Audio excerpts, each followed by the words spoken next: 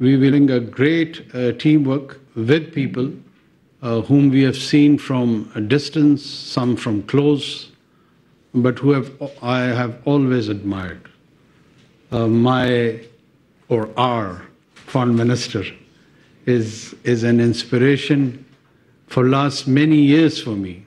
My friend, my colleague, Sarfaraz, who always leads from front, a very composed, dedicated, professional Dr. Shamshad, whom we have been seeing on the TV screen for many years, Jamal Shah, Murtaza Solangi Saab, Gohar Saab. If I am not naming anyone, doesn't mean that I'm not acknowledging you. I'm just giving you a feel that I'm really proud that we have got one of the best team.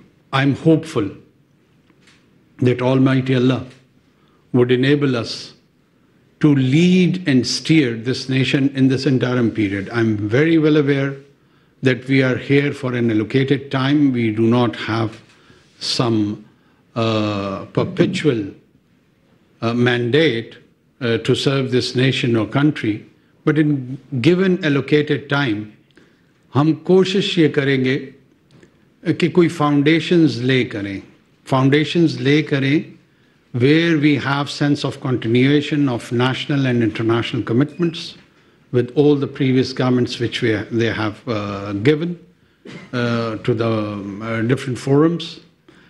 And in continuation of that, we will try to support the new initiatives, whatever the law and constitution allow us to do. Especially Special Investment Facility Council. This is a dream come true. Even as a child, when I used to think about Pakistan, we would have been told that Pakistan एक ज़राई मुल्क है. Pakistan के पास बड़े rich mineral resources हैं. Or as hailing from Balochistan, we would take a lot of pride in our natural and mineral resources.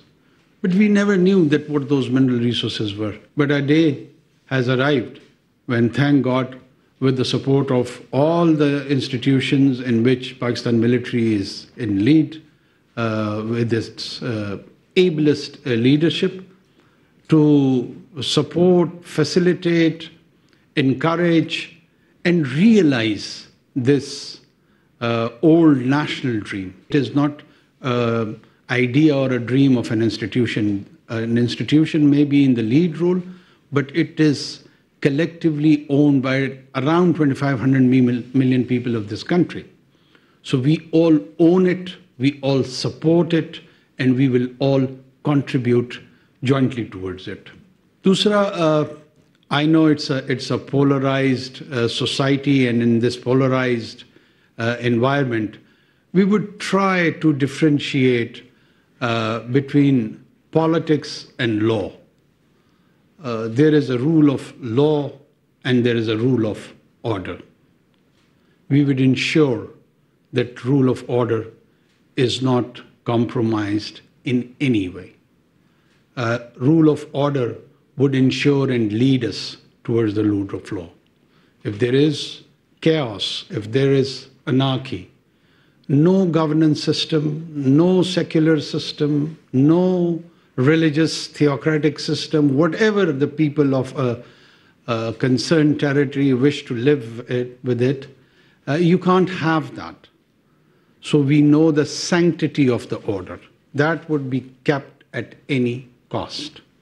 Pakistan is owned and shared by all ethnicities, by all creed, by all religious backgrounds.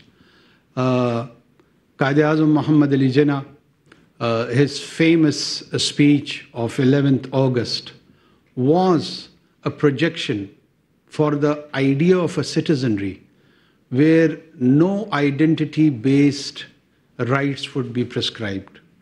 Rights will not be given to the people on the basis of noun, right? Rather, it would be allocated on the basis of adjective, on the basis of conduct, on the basis of character, on the basis of behavior. The best of the best has to come and excel in this society. There are many dreams around the globe. but let's start having a vision of a Pakistani dream. And let's realize this Pakistani dream. Pakistani dream is the dream of our soul. It is imbibed by the ideas of Iqbal, the enlightened Iqbal. We would strongly discourage rigidity, be it in any form, in this society. We do not stand for the forces of darkness. Rigidity may come in the garb of religion or secularism or any other form.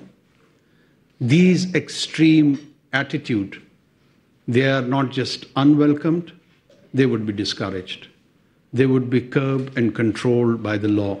I have a deep sense that along with our economic challenges, which are huge, with an able team like yourself, we will try to ensure financial discipline.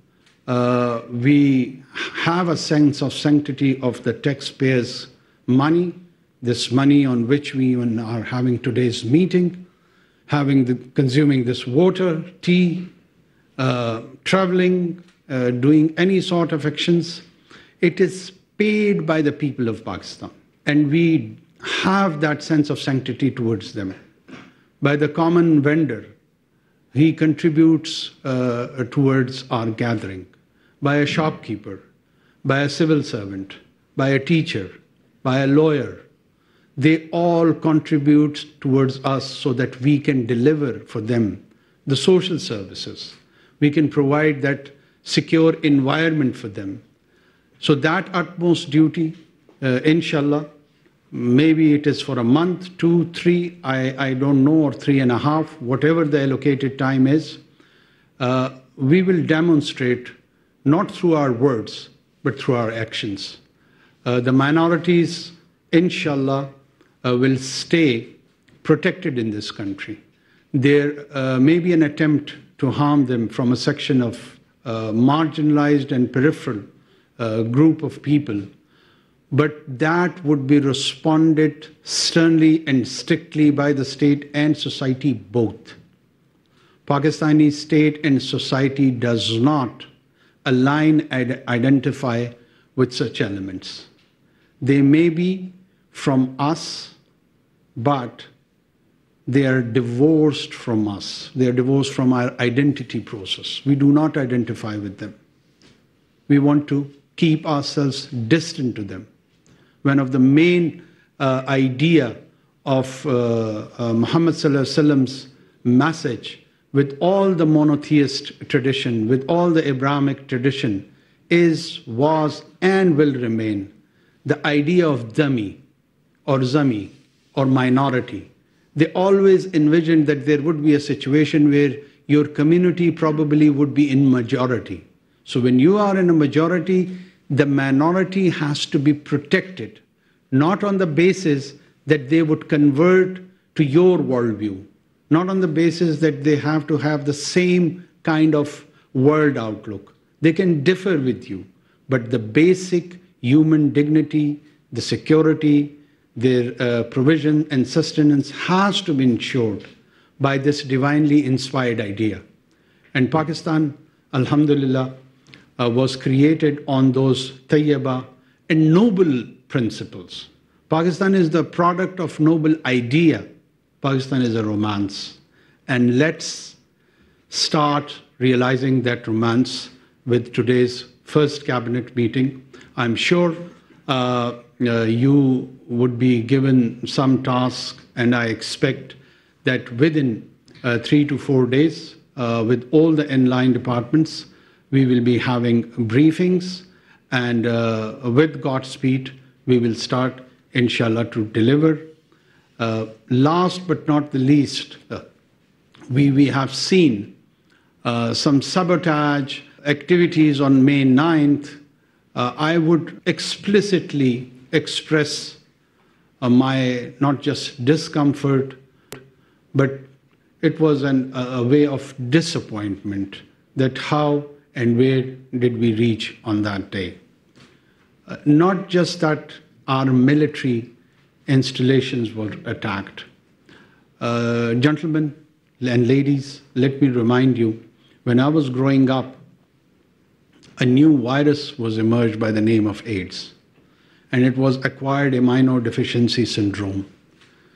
The nature of the virus was that it would attack the immune system of the body, and then you could have died. It would have been fatal even for a very mundane diseases like flu. So for any polity, if its immune system is attacked, it leads towards its fatality. And in our context, these emblems, these symbols are important. These state symbols, when they are attacked, state doesn't disappear or vanish within a day or two or week. It's a process. And the initiation of that process, or an attempt at least to do so, in my mind comes that it was exhibited on May 9th. We not just condemn it, now we are in the role to ensure that justice is being done, and whosoever violated laws on those days would be treated by those laws. There won't be any favor, there won't be any fear. We will try to implement with justice and neutrality. Our core issue, Kashmir, cannot be ignored, as it does not lie in our memory or in mind. It lies in our soul. And body can transform, soul can't. So for us, Kashmir is eternal. Thank you so much. 9 मई के वाक़यात की भरपूर मज़म्मत करता हूँ। अक्सरियत का काम अक़लियतों को तहफ़्फ़ुज़ देना है। क़दामत पसंद क़ुव्वतों की हौसला शिकनी करनी चाहिए। रियासत अक़लियतों को नुकसान पहुँचाने वालों के साथ नहीं, निगरां वज़ीर आज़म की जानिब से ये कहा गया है।